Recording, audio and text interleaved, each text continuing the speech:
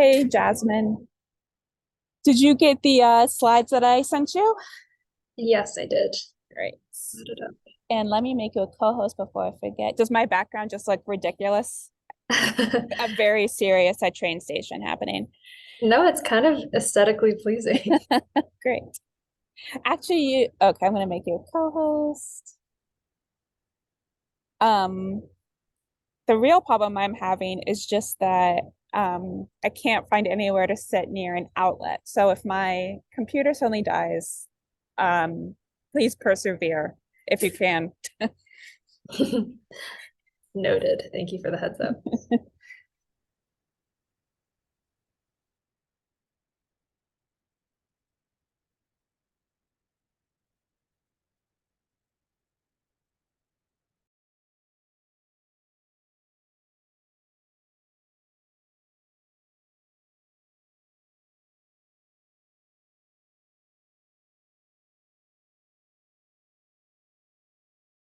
It just texts me if anything comes up because I'm closing Teams and everything.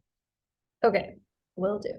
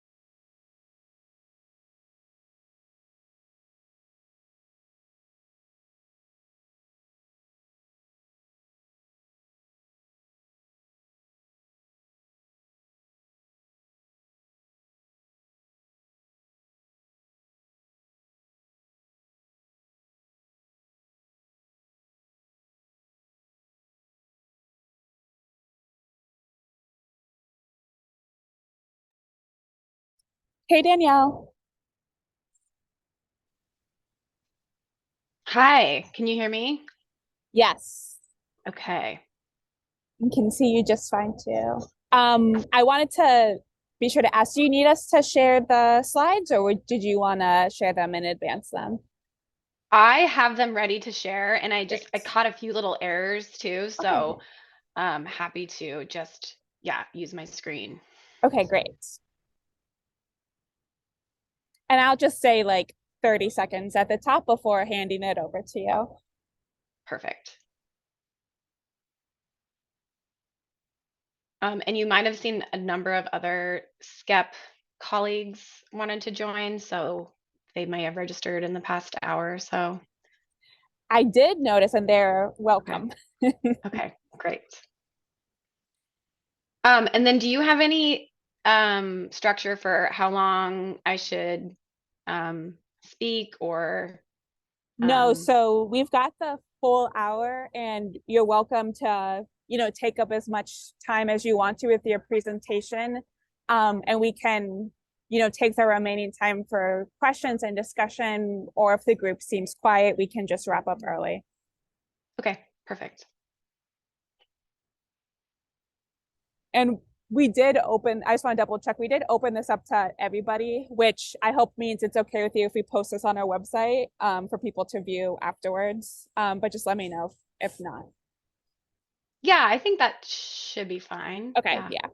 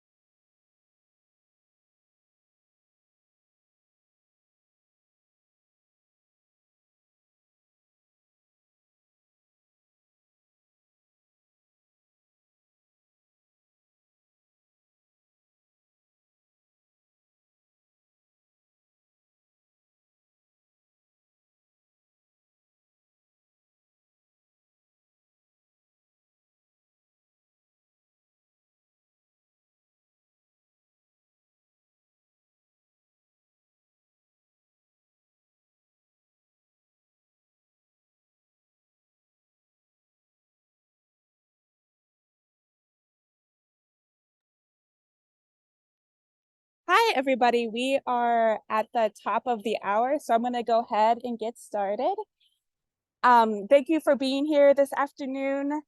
This is Maddie Kohler with NASEO. Really appreciate you taking the time to be with us this afternoon to discuss the modeled and measured pathways. And apologies if you can hear the background noise. I'm calling in from a train station this afternoon.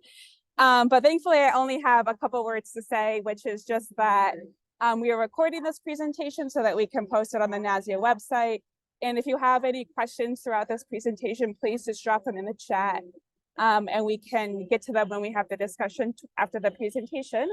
I'm going to turn things over to our friends at DUE, in particular, Danielle. And Danielle, I think this is the first time you are joining this task force. So please take a second to introduce yourself as well. But over to you. Thanks for being here. Yeah, thanks, Maddie. Thanks, everyone. It's really great to be here.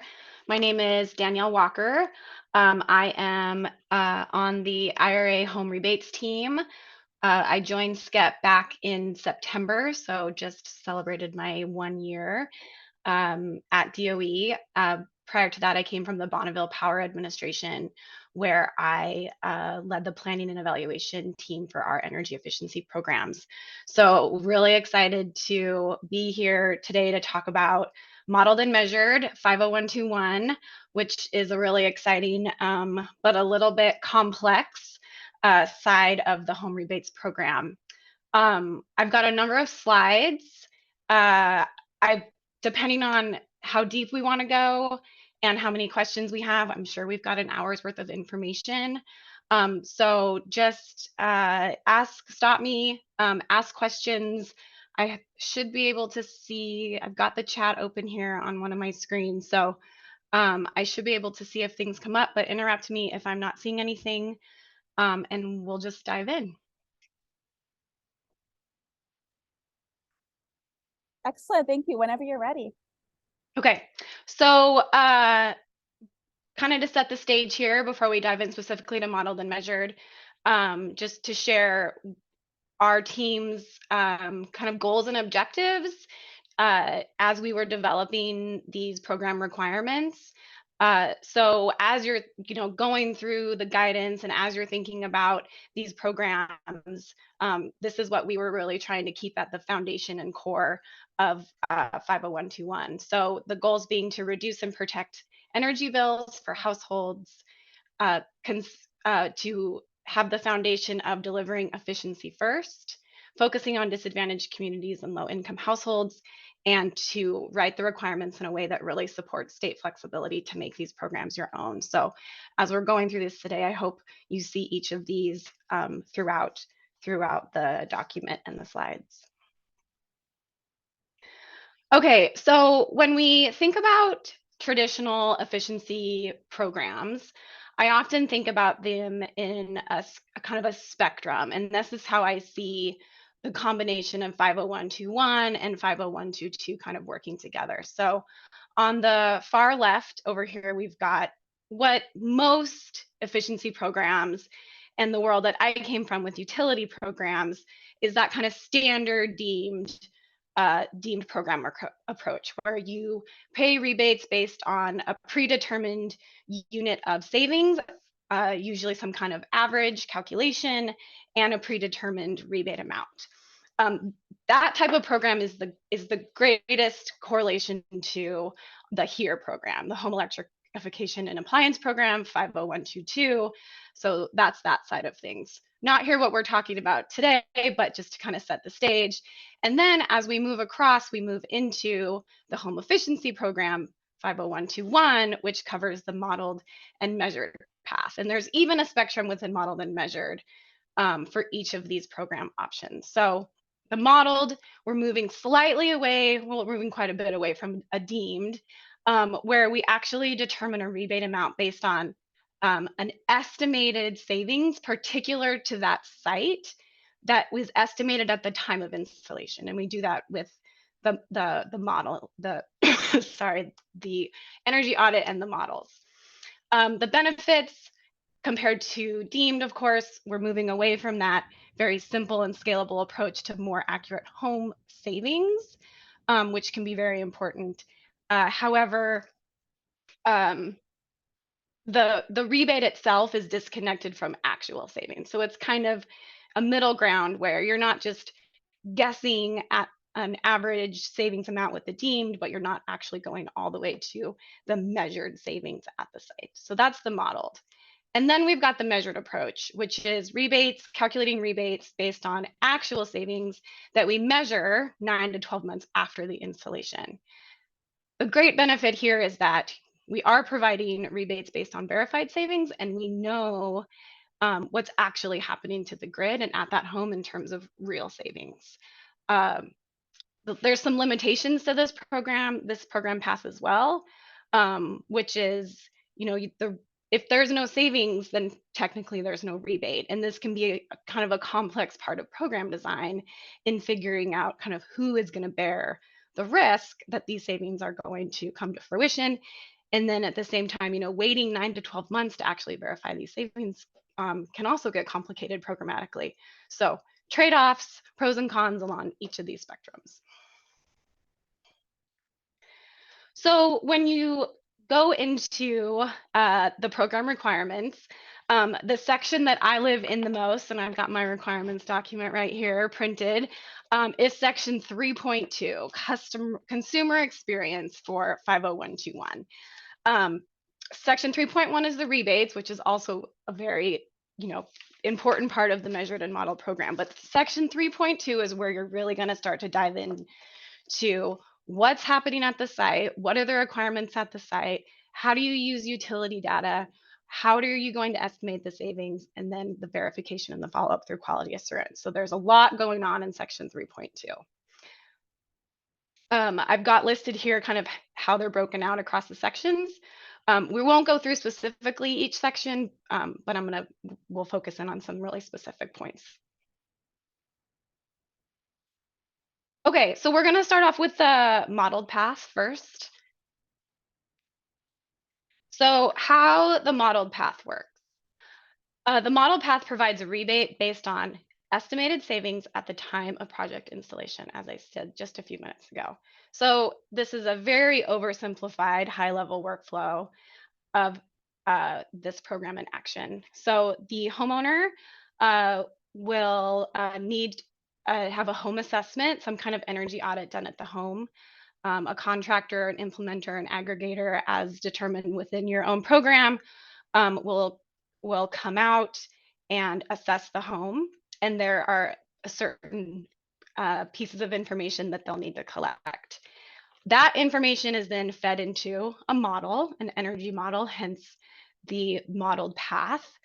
There's a bunch of, you know, knobs and dials that these contractors are turning to calibrate the energy use in the home in their model to the bill and what they're seeing in an actual home bill. So this is where utility bills are a critical piece of the energy bills are a critical piece of this program, is that you aren't just guessing what the savings are going to be, you're using actual home energy consumption data to really dial in and understand where the energy is being used in the home, where potential savings are, and they're going to calculate and estimate an overall savings number for that home, and then an estimated rebate would be based on that as well.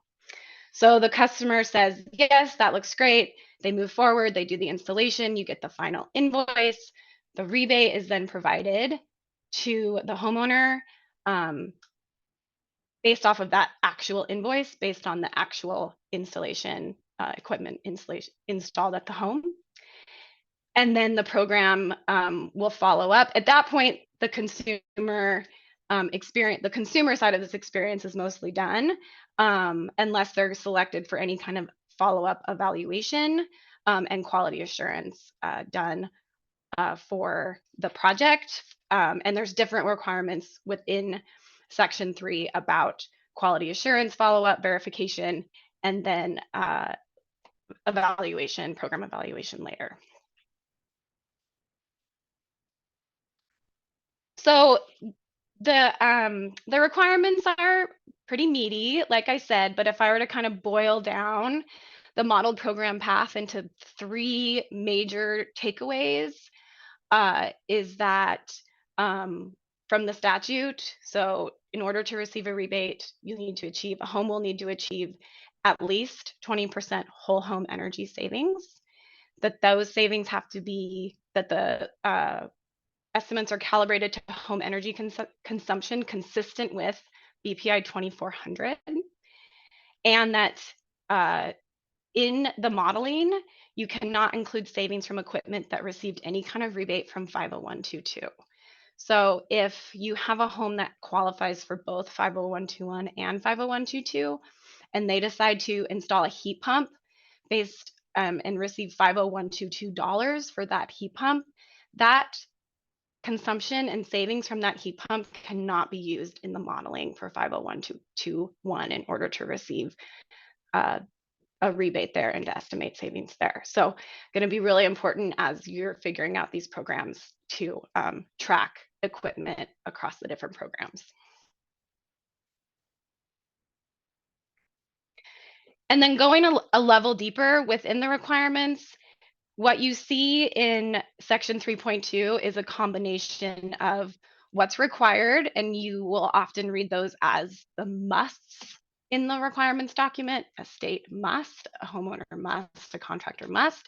And then you'll also see options within the requirements document of what you can do.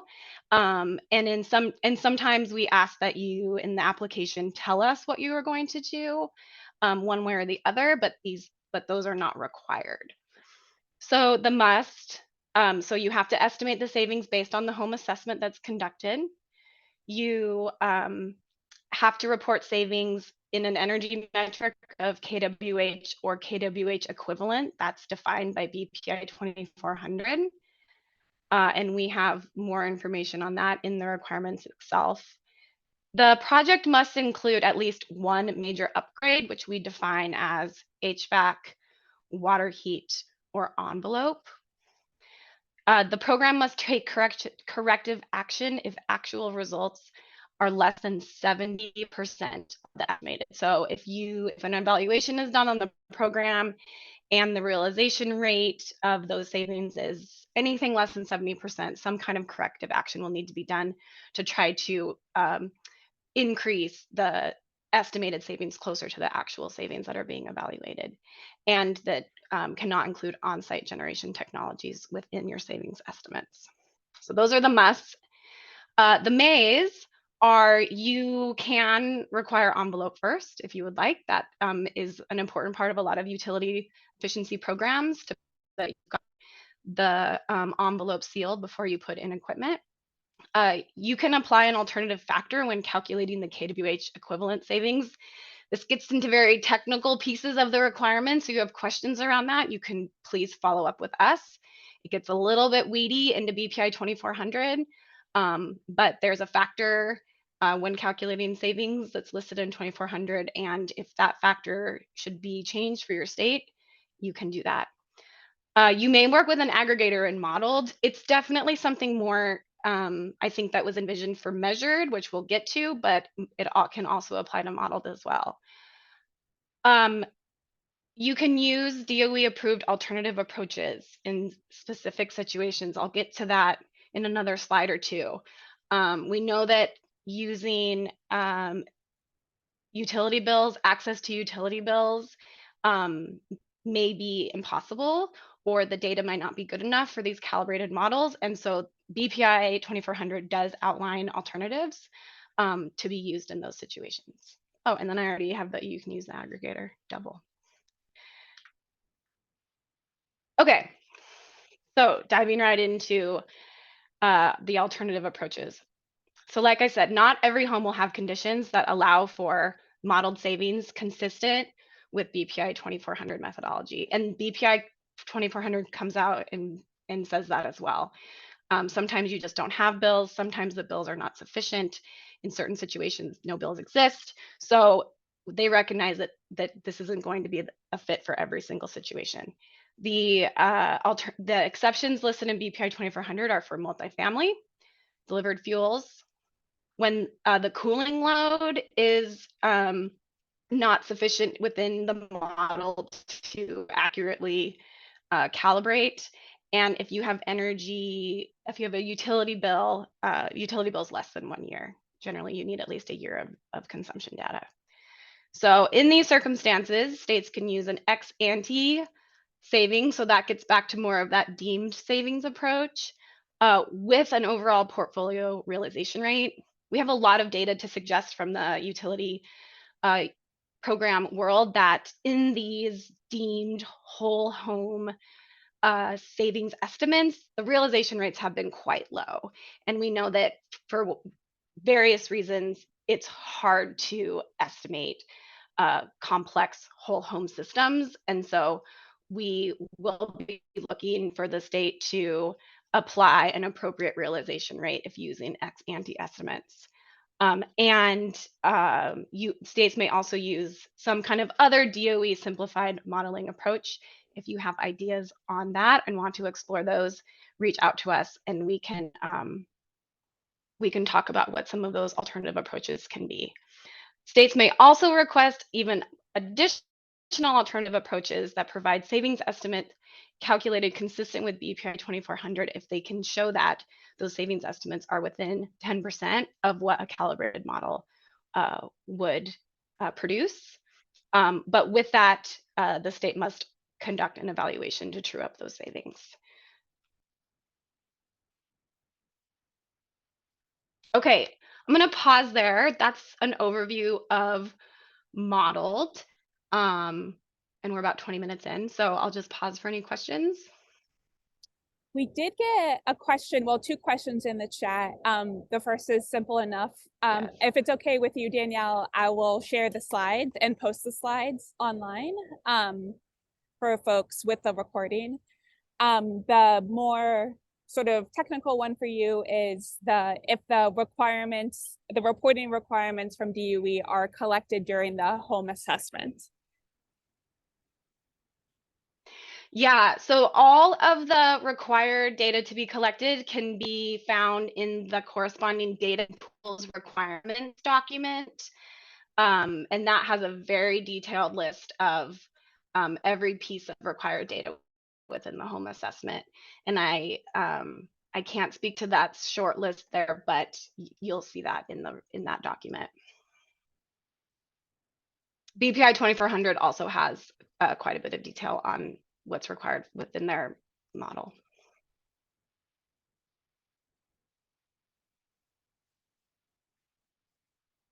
Okay, any other questions so far? That's everything in the chat, but folks can feel free to continue to add their thoughts and we can circle back to them towards the end. Okay, great. I'll move on to measured then. Okay, so the measured path, slightly different from the modeled path, perhaps a little more nuanced. So the measured path provides a rebate based on actual verified savings, which are measured 9 to